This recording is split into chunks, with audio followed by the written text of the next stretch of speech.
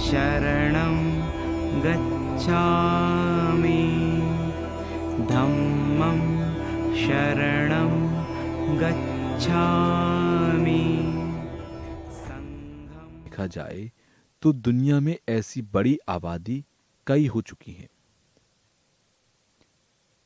जो बौद्ध धर्म का अध्ययन करते आ रहे हैं।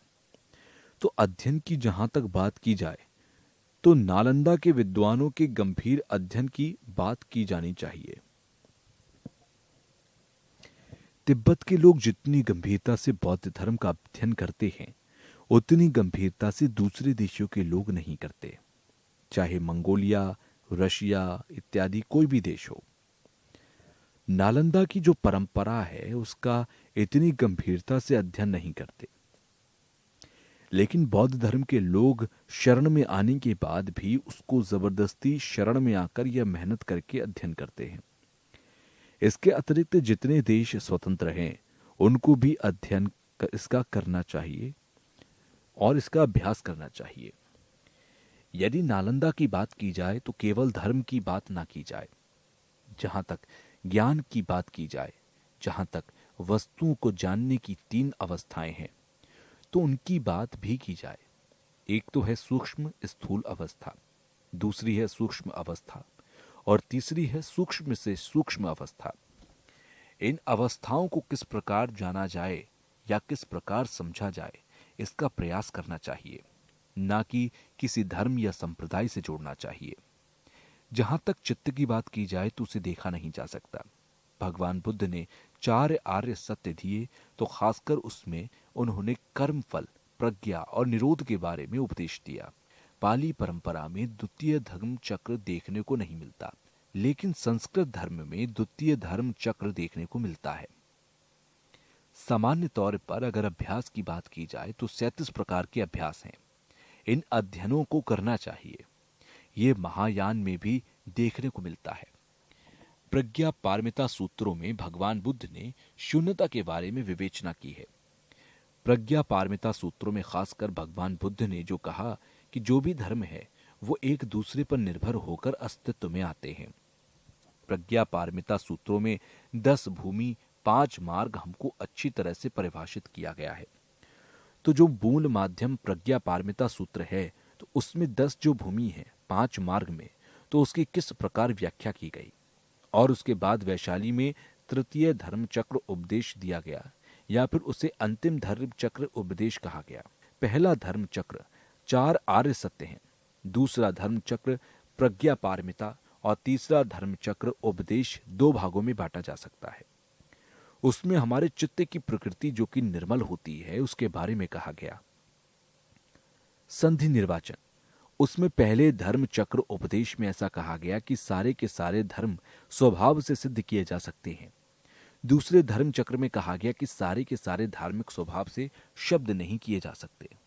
और जहां तक तंत्र की बात की जाए तो लोग मानते हैं कि भगवान स्वर्ग के लिए होते हैं और जो धर्म है लोगों को जिस प्रकार उनकी जरूरत होती है उस हिसाब से लोग धर्म को मानते हैं। यानी कि धर्म जो है जिनकी आवश्यकता है धर्म की उनको उपदेश दिया गया। तो इस प्रकार धर्म सभी को दिया गया, लेकिन तंत्र विशेष लोगों को दिया गया। जैसे कि प्रज्ञा पारमिता हृदय स्तोत्र में कहा गया कि देवता या असुर इत्यादि सभी के लिए व्याख्या वहां की गई है। जो 4 आर्य सत्य हैं भगवान बुद्ध के द्वारा दिए गए वो सभी के लिए समान है। और प्रज्ञा पारमिता सूत्र में जो अशोक गंधर्व इत्यादि के लिए और ज्यादा तंत्र की बात की जाए तो जो तंत्र की व्याख्या की गई है तो वो भी जो विशेष लोग थे उसके लायक थे, उनके लिए उपदेश दिए गए। तो तंत्र सारे लोगों के लिए या आम जनता में प्रचार किया जाए इसके लिए नहीं थे, क्योंकि मनुष्य की अपनी अलग सोच होती है और समझ अलग होती है। तो उसी हिसाब से अलग अलग परंपराओं के हिसाब से उपदेश दिए गए। भगवान बुद्ध ने तंत्र की बातें सभी को नहीं बताई। उन्होंने एक बौद्ध भिक्षु होने के नाते सभी के लिए समान रूप से उपदेश दिए। दूसरा उपदेश कहें या दूसरी विधि, उन्होंने एक मंडल के रूप में जाकर उपदेश दिए। एक शिलालेख है जिसके विषय में ग्रंथों में जिक्र आता है कि सुमेर पर्वत इत्यादि की बात की जाए तो दलाई लामा नहीं मानते कि उसका कोई अस्तित्व है। ऐसा माना जाता है कि दुनिया के बीच में सुमेर पर्वत है और सूरज चांद उसके बेहद करीब है, लेकिन दलाई लामा इसे सच नहीं मानते हैं। कहते हैं कि जहां तक ऊंचाई या दूराई की बात की जाए तो चांद की जो सूर्य से दूरी है, तो सूर्य और चांद के बीच की दूरी में 1 योजन का फर्क है होता है। इस विद्वान ने कहा था कि जो पृथ्वी है उसका आकार गोल है। तो हिंदू तीर्थंकर ने इस बात का विरोध किया। दलाई लामा कहते हैं कि जो 5वीं सदी में एक जो विद्वान हुए, क्या मैं उन विद्वान का अवतार हो सकता हूं? क्योंकि मैं जो सुमेर पर्वत है उसको नहीं मानता हूं। जब मंडल का अर्पण करते हैं तो पृथ्वी, रत्न इत्यादि सभी का अर्पण करते हैं, लेकिन फिर भी सुमेर पर्वत इत्यादि को माने या ना माने तो यह हम पर निर्भर करता है। लेकिन दलाई लामा इस बात को नहीं मानते। तो ऐसा मानते हैं कि क्रम बनाया गया है कि जो सुमेर पर्वत है उसके अलग अलग चीजों को रखा जाता है। यदि सुमेर पर्वत को नहीं मानेंगे तो उसके बारे में यह कहना मुश्किल होगा, तो सोच विचार कर ही कहना चाहिए। हालांकि ये विषय की बात नहीं थी, विषय से हटकर की गई बातें थी। कुछ अतिरिक्त बातों में भी जानना चाहिए। भगवान बुद्ध के ग्रंथ के अनुसार हमें जांच पड़ताल करते रहना चाहिए। तो भगवान बुद्ध के वचन जैसे जैसे हैं वैसा स्वीकार किया जाना बाध्य नहीं है। जांच पड़ताल करके जाना जा सकता है। हालांकि दूसरे धर्मों में विरोध नहीं किया जाता। जो चीजें जैसी उपलब्ध हैं वैसी ही माननी होती है। जैसा कहा गया है उसी प्रकार से अगर मान लें तो हमारे मन या चित्त पर फिट नहीं बैठती, क्योंकि हमारे मन या चित्त में उसका कोई दूसरा अर्थ होता है। जैसा है वैसा अगर मान लें तो फिर हम अर्थ को नहीं समझ पाएंगे। कहा जा रहा है कि जो शब्द है उसे बिल्कुल उसी तरह से नहीं मानना चाहिए जैसा कि नालंदा के विद्वान ने कहा था कि पृथ्वी गोल है इत्यादि उन्होंने व्याख्या की। उसके बाद में एक विद्वान ने विरोध भी किया था। जैसा कि भगवान बुद्ध ने खुद सूत्रों में कहा है कि मेरे बौद्ध भिक्षुओं की मेरे दर्शन को मात्र श्रद्धा मत मानिए, बल्कि इसलिए भी नहीं मानना चाहिए कि मैं बहुत बड़ा विद्वान रहा हूं या मैं बुद्ध हूं। आपको मेरे वचन को उसी तरह से मानना चाहिए जैसे एक सुनार सोने को अलग अलग विधियों से परखता है, आग में जलाकर, रगड़कर, घिसकर देखता है कि वास्तव में ये सोना है या नहीं है। इस प्रकार आपको भी भगवान बुद्ध का जो दर्शन है उसे जांच पड़ताल कर मानना चाहिए, ना कि श्रद्धावश मान लेना चाहिए। ना ही ऐसा सोचना चाहिए कि भगवान बुद्ध कह रहे हैं इसलिए मान लेना चाहिए। इसलिए परीक्षण जरूर करना चाहिए। अगर आपको आपके मन के अनुसार दिया गया ज्ञान ठीक नहीं लगता है तो आपको उसके विषय में पड़ताल करनी चाहिए। अगर कोई चीज आपको ठीक नहीं लग रही तो उसे ना मानने में कोई बुराई नहीं है। किसी भी बात को प्रमाणित रूप से स्वीकार करना चाहिए। तो आज के वैज्ञानिक भी उसी प्रकार से परीक्षण करके ही बातों को स्वीकार करते हैं। जब दलाई लामा किसी को बौद्ध धर्म की कोई तस्वीर उपहार स्वरूप देते हैं तो वो कहते हैं कि अगर धर्म अनुसार कहूं तो ये भगवान बुद्ध की प्रतिमा है। अगर सामान्य तौर पर कहा जाए तो ये भारत के प्राचीन दार्शनिक हैं और वो ऐसे व्यक्ति हैं जो सभी लोगों के दुख के बारे में सोचने वाले हैं। इन बातों को कहकर उनको उपहार स्वरूप प्रतिमा देते हैं। पहले तो परीक्षण किया जाना चाहिए, उसके बाद आपका जब अपना ज्ञान हो जाता है तो उस प्रकार मानना चाहिए। नागार्जुन इत्यादि ने भी परीक्षण को ही प्रमुखता दी। तो काफी दिन के बाद लोग आज भी वैज्ञानिक लोगों के साथ चर्चा करते हैं। बल्कि ये तो गर्व की बात है कि वैज्ञानिक ग्रंथ को जानने की कोशिश कर रहे हैं और उनका परीक्षण कर रहे हैं। अगर वैज्ञानिक लोगों को कोई चीज अस्तित्व में नहीं दिखाई देती तो वो ये नहीं कहते कि यह अस्तित्व में नहीं है, बल्कि वो उसमें उसके बाद भी जांच पड़ताल करते हैं। वैज्ञानिकों द्वारा किसी भी बात को नकारा नहीं जाता बिना पूरी प्रक्रिया किए हुए। बहुत सारी चीजें ऐसी हैं जिन्हें हम परीक्षण के बाद भी नहीं देख सकते और काफी सारी चीजें ऐसी हैं जिन पर परीक्षण भी नहीं किया जा सकता। बहुत सारी चीजें ऐसी हैं जो हम प्रत्यक्षीकरण से नहीं जान सकते, लेकिन फिर भी वो चीजें मौजूद होती हैं। जिन चीजों को हम नहीं जानते उन्हें नकारना ठीक नहीं है। मैत्रीनाथ और अन्य गुरु हुए जिन्होंने अपने ग्रंथों में व्याख्या की, उसके बाद शून्यता आदि का सिद्धांत नागार्जुन चंद्र कीर्ति, शांति देव इत्यादि विद्वानों ने अपने ग्रंथों में व्याख्या की। शांति रक्षित की बात की जाए तो वो 8वीं शताब्दी के नालंदा के प्रमुख विद्वान थे, माध्यमिक दार्शनिक थे और भाव विवेक स्वतंत्र एक योग्यचार मानने वाले थे। शांति रक्षित विद्वान माने जाते हैं, साथ ही वो वैज्ञानिक प्रवृत्ति के थे। 8वीं सदी में तिब्बत के राजा ने उन्हें तिब्बत बुलाया और छोटे छोटे बुद्ध विहार कर बनवाए। उन्होंने काफी काम किया। एक जगह उन्होंने बौद्ध ग्रंथ का अनुवाद भी किया। विनय आदि का किस प्रकार से अभ्यास किया जाए इस पर भी काम किया।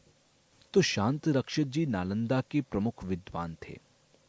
तंत्र आदि की व्याख्या और उसके धर्म उपदेश भी उन्होंने दिए। फिर राजा लंदौर के समय में भी काफी नाश किया गया, तो जो भी विनय या शील को मानने वाले थे उनको नष्ट किया गया।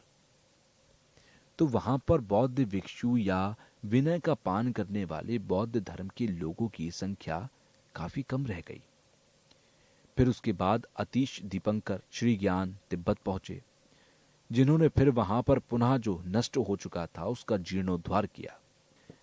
फिर अतीश दीपंकर श्री ज्ञान से नरोपा मिठरोपा आदि हुए, जो कि नालंदा के ही थे। अतीश दीपंकर श्री ज्ञान से कदम्पा परंपरा की शुरुआत हुई। इसके अतिरिक्त तंत्र की भी व्यवस्था हुई। बौद्ध धर्म की परंपरा नालंदा से शुरू हुई। नालंदा के कई विद्वान प्रमाण के क्षेत्र में काफी प्रसिद्ध हुए।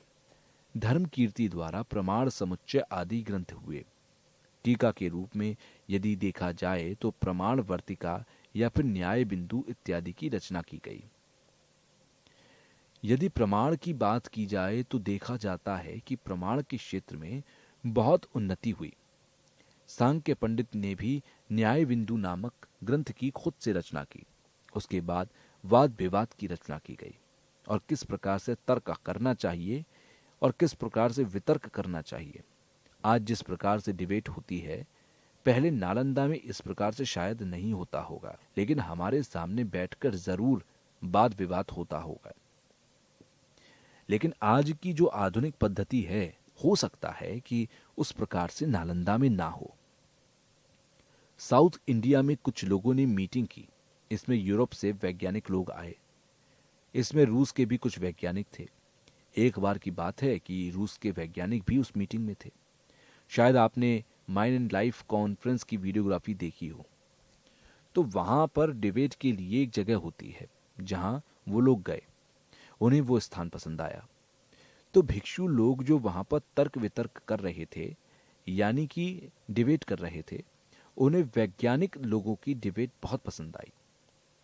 10-15 वर्ष पूर्व हमने भी कुछ ऐसे विषय के लोगों को चुना जो ज्ञान पर अध्ययन करना चाहते हैं। तो उसमें भी बहुत सारे लोग ऐसे भिक्षु निकले जो स्वतः अपनी इच्छा से आए। हालांकि वो अंग्रेजी नहीं जानते थे, गणित नहीं जानते थे, लेकिन जब उनसे प्रश्न किए गए तो जो उनके प्रश्न के जवाब थे वो काफी गंभीर थे। तो जब उत्तर रखे गए तो वो काफी सराहनीय थे। वैज्ञानिक लोग एक्सपर्ट होते हैं, इसलिए वो चीजों की व्याख्या बहुत अच्छे से कर पाते हैं। तो जो भिक्षु लोग होते हैं वो वैज्ञानिक लोगों के कभी कभी उत्तर नहीं दे पाते। ऐसा निश्चित है कि तर्क वितर्क करने से आपका जो ज्ञान है वो विशाल होता है और प्रश्न करने की और प्रश्न का उत्तर देने की दोनों की क्षमताएं बढ़ती है। दलाई लामा रशिया के लोगों को संबोधित करते हुए कहते हैं कि उन्हें अपनी शिक्षाओं में तर्क वितर्क को भी शामिल करना चाहिए।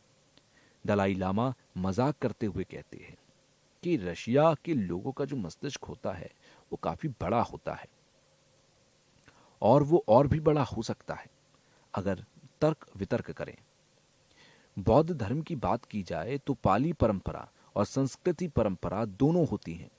जहां तक तिब्बत में देखा जाए तो दोनों हैं। पाली परंपरा का जो अर्थ है वो ये है कि विनय परंपरा जो कि तिब्बत में है। महानुभाव ने कहा कि बौद्ध धर्म चारों परंपरा में फिट नहीं बैठता है। दलाई लामा ने कहा कि सभी परंपरा शांत रक्षित के द्वारा की गई हैं, जो कि समान रूप से फिट बैठती हैं। शरणं गच्छामि धम्मं शरणं गच्छामि